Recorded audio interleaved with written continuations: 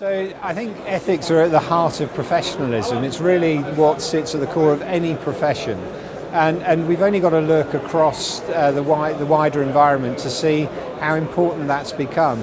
You can look at scandals in banking, in journalism, in car making. The list goes on and on to understand why ethics are really at the heart of professionalism.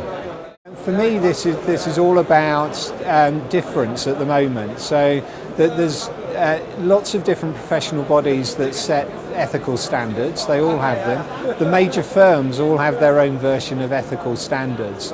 But in markets and segments, they get applied differently.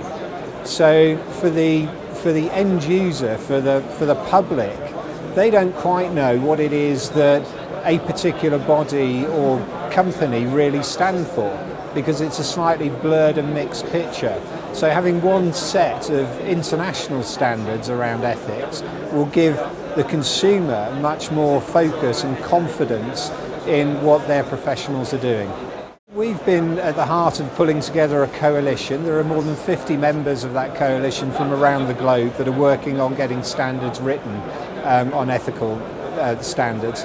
And in terms of how we turn those into something real, that's where at RICS we've always prided ourselves not just in setting standards, but we train and educate to standards, and then we regulate against standards.